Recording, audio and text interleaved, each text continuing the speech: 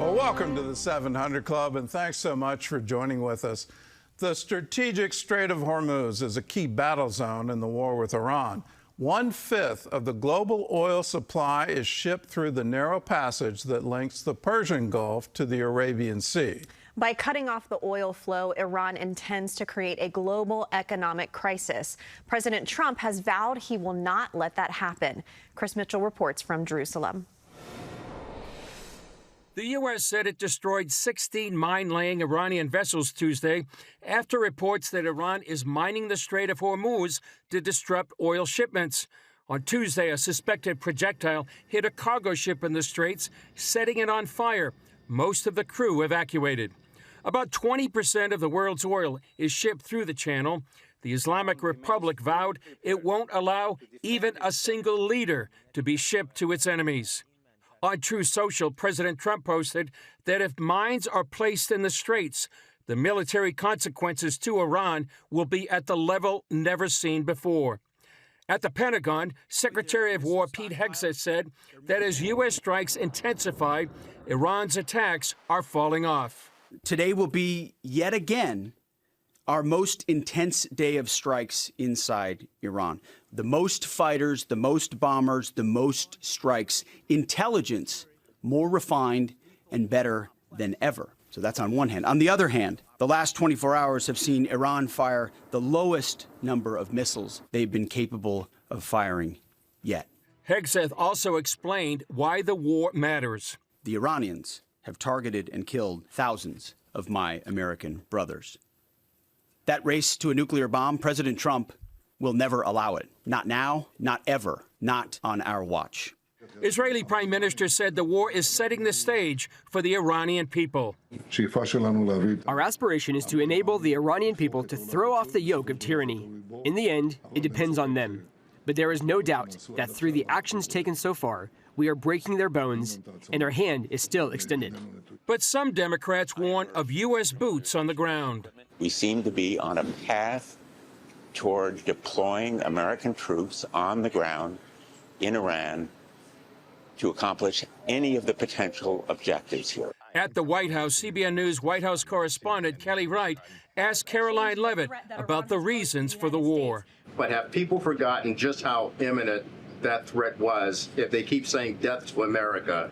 And death to Israel, they mean it. Look, I don't think the American people have forgotten, but I think Democrats on Capitol Hill, they have not forgotten, but they are just so plagued with this resistance to President Trump on everything that they do that, again, they can't even rally behind the common sense, bipartisan, long-standing principle of the United States of America that Iran absolutely poses a threat to the United States, that Iran is the world's leading state sponsor of terrorism, and I think that's reflected, again, in their voting pattern. Middle East expert Dr. Dan Diker told CBN News' Paul Petit that this is not a forever war. This is the war to end the forever war. This is where President Trump's strategic intuition and understanding is completely outshines those that came before him, presidents of the United States and other leaders of the free world. This is the war to end what people call the forever war against the Iranian regime. And they're going to do that by, as I said, completely dismantle, unscrew all of the machinery called the Islamic Republic. Chris Mitchell, CBN News, Jerusalem. Well, joining us now is Jonathan Conricus. He's a senior fellow at the Foundation for Defense of Democracies. And Jonathan, welcome back to the 700 Club. Let's start with the Strait. It seems to be the big issue today. You know, you can debate, is it closed or not closed, but clearly oil traffic has slowed dramatically and the price of oil is going through the roof. Do you think it's possible for the U.S. to keep it open? I think it is. I think that American military might and diplomatic finesse will be able to achieve that, and I'll explain why. I think what we're seeing is the Iranian regime opening war on the entire world economy. They did one significant strategic mistake by attacking and lashing out on their neighboring Arab and Muslim countries, killing civilians and hitting very important infrastructure of those countries. Unprovoked attack, and that is really backfiring at Iran. And I think that their desperate and illegal acts to try to hinder international shipping in the Strait of Hormuz will also eventually backfire, because there are so many targets and so many things that the US and Israel can hit in Iran that have not been hit, because we are holding back and we don't want to really hit the infrastructure of the Iranian state, but they can now be struck. But what I think is important to look at is, oil prices, they went up because there was a lot of talk and a lot of hype, and a lot of people have an interest in spiking those prices. But then through President Trump's actions and words and the actions of the American military, they went back down. And I think that the Iranians, are doing a very serious gamble here. It could be another strategic mistake for them. And I think eventually, with American military might, the Strait of Hormuz will eventually be opened. Well, let's talk about the economic warfare here, because it seems to be quite clearly a tactic to close that strait, drive the price of oil up, try to crater stock markets across the Western world, obviously impact the economies of Asia in an effort to drive the U.S. to relent and allow the regime to stay in power. On the other side, I think the U.S. is trying to bankrupt the government of Iran and make it impossible for them to make payments to the Republican Guard, to the Army, to the police force. Which economic war is going to win? I think the biggest flaw in Iranian strategic thinking is that they don't really understand and comprehend this American president and the team that surrounds him. The tactic of trying to blackmail the world, of trying to hit global commerce and perhaps try to get oil prices to rise by a few dollars or by dozens of dollars, and then maybe, affecting the pockets of Americans. I think that's a tactic that isn't going to be successful, because the level of resolve on the other side, on the American side, is so much more stronger than it has been in the past. And I think that the firepower, the economic firepower that the U.S. has is, there's no comparison. And what I also believe is that behind the scenes, before the military action started, I understand that there were very important diplomatic and economic arrangements that were made between the U.S. and China and other important oil consumers of Iran to make sure that they're on the same side and that there will be other ways for China to get oil, and by doing so, making sure that China doesn't get involved. But, the Iranians now, important to understand, we're looking at a wounded, desperate, and very dangerous animal. That is what the Iranian regime is now. And we have to understand that this is a regime that doesn't have the well-being of the Iranian people or the Iranian nation as a highest priority. This regime is about just survival and power and this fundamentalist Islamist mindset. So when we think about how can we bring them down, I'm not entirely sure that economic warfare is going to have the necessary impact, because they don't really care if they have enough money or not. These are fundamentalists. They're crazy people. And I think that at this stage, it's much more about real hard power and really taking out their capabilities and bringing that regime to its knees. And I don't think that economic warfare will be such an important deterrent against them. Well, let's talk about the real hard power then. Prime Minister Netanyahu is telling the Iranian people to get ready to take back their government. So I'm looking at it. You've got 1 million people, roughly, who are part of the Republican Guard, part of the police force of Iran.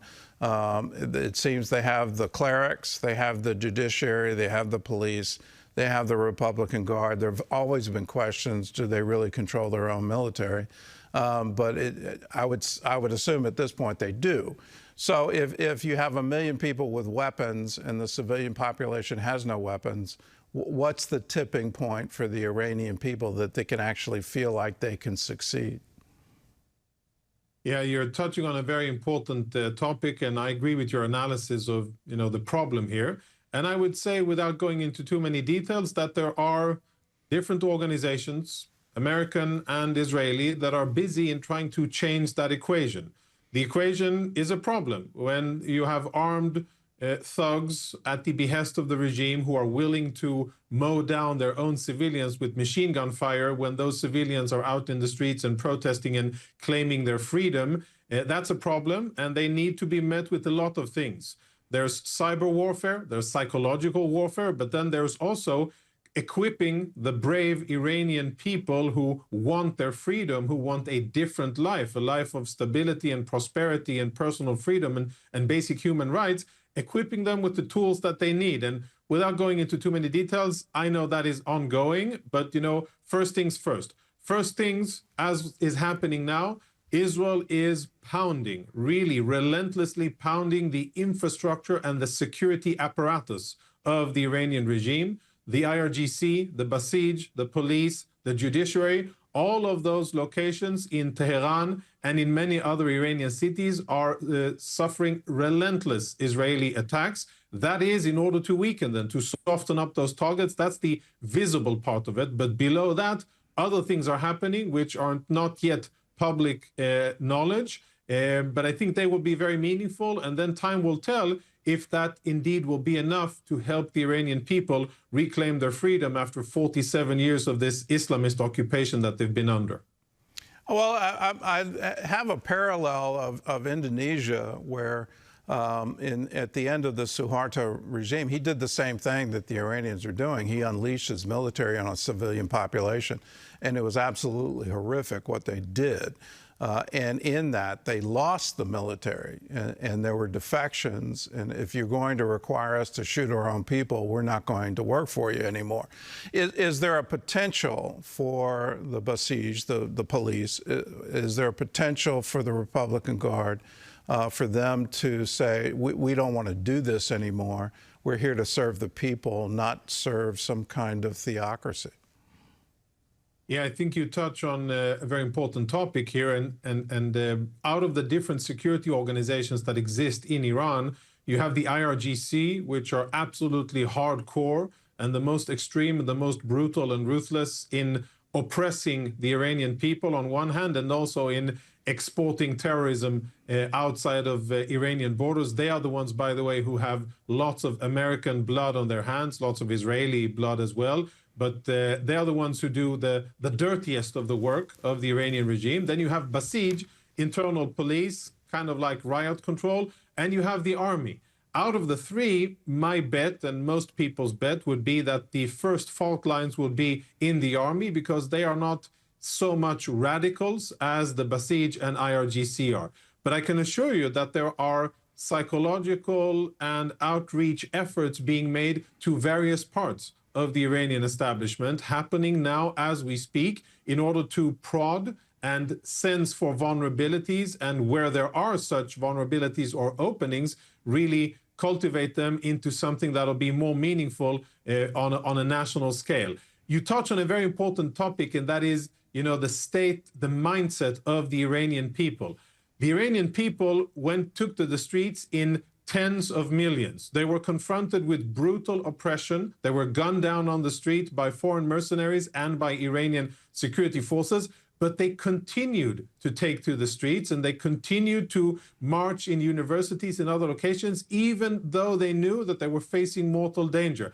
I think that is the Rubicon. That is the watershed moment which we have already passed. The Iranian people has passed that, and they're now waiting for the conditions on the ground to be good enough for them to be able to summon the organization and the courage and to take to the streets again. My assessment is that if that'll happen once the American-Israeli bombs stop flying, then the real difficulties for the Iranian regime will transpire. All right, well, I hope that we get regime change. I've been saying for some time the real weapon here is that regime. You can talk about their nuclear capability, ballistic missiles, the asymmetric warfare, what they're doing to support Hezbollah, Hamas, Houthis, all of this.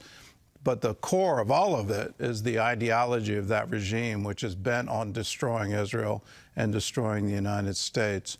Real quickly, we're seeing change in Lebanon that I frankly didn't hope that we would.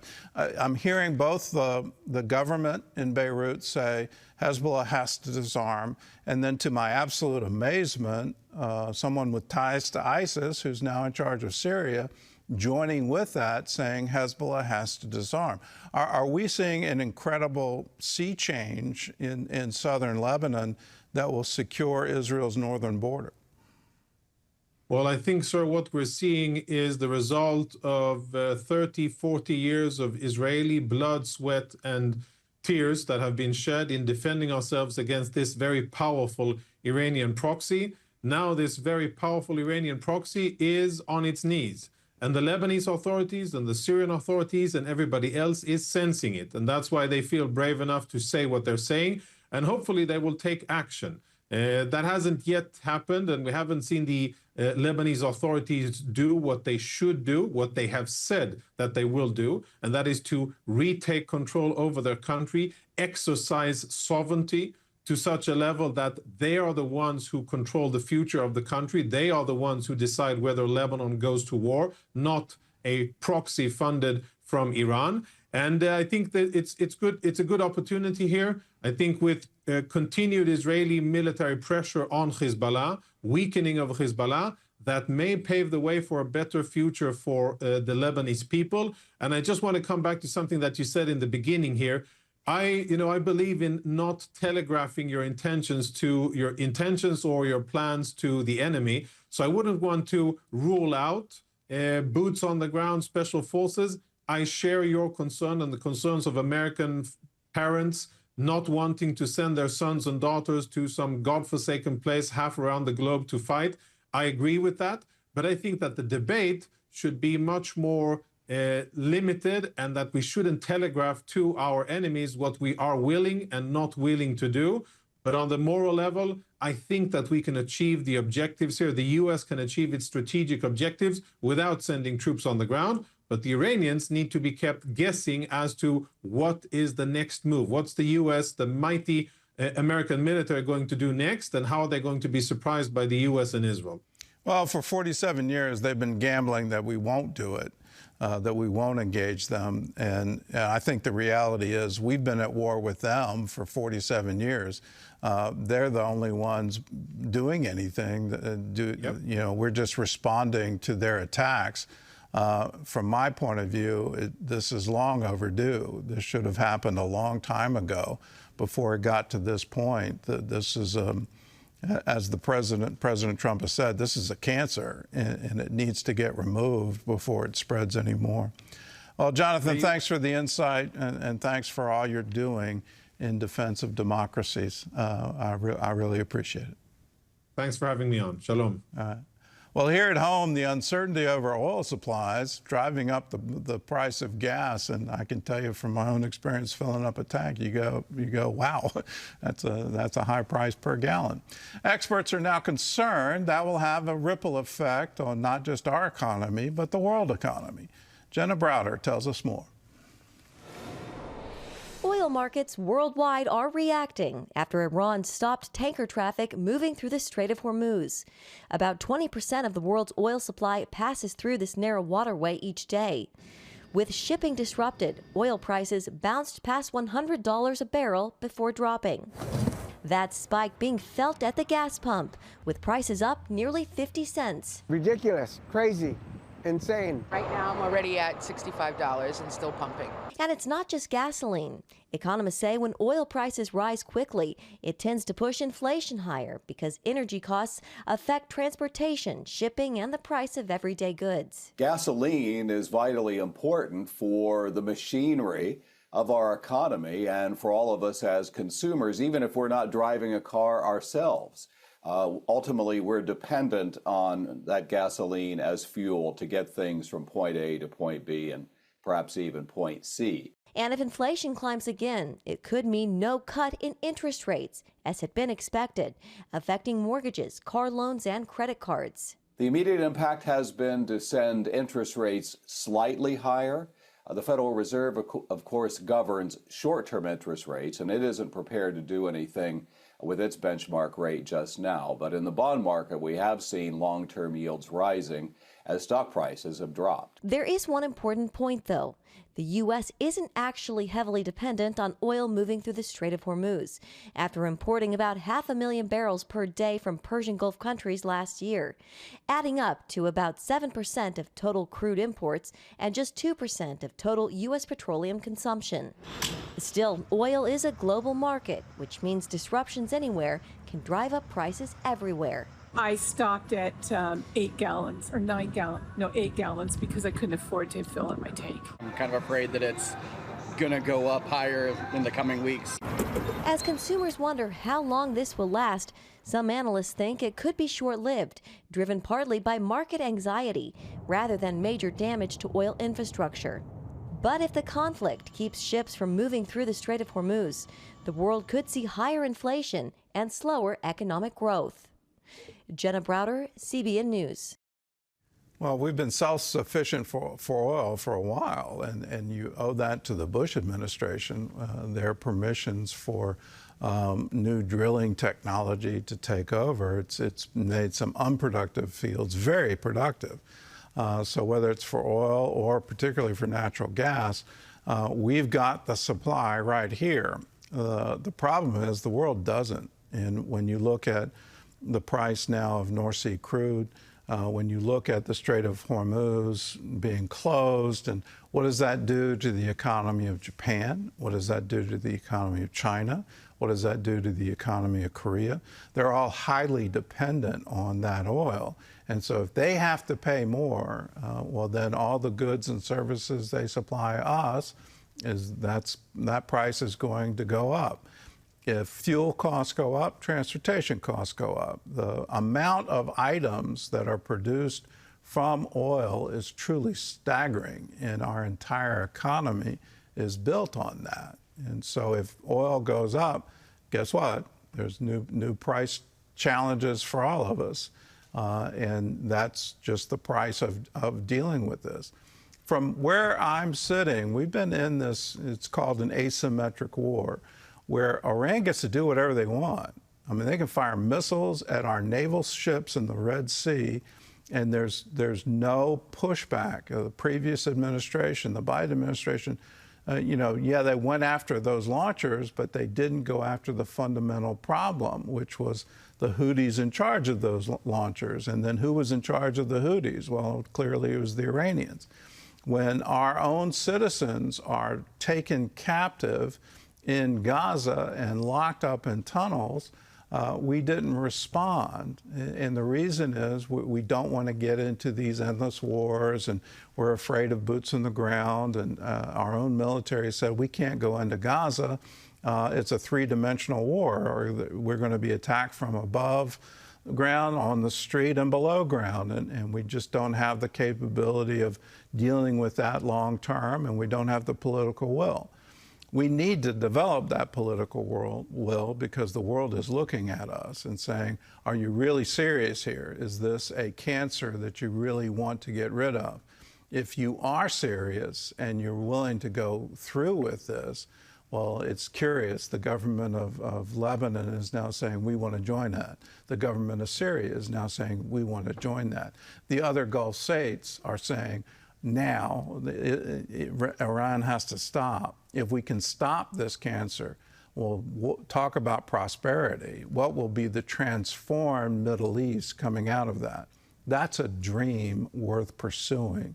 Let's be firm in our will. Yes, it's high time we responded to the Iranian attacks. They've been at war with us for 47 years. It's time to be at war with them.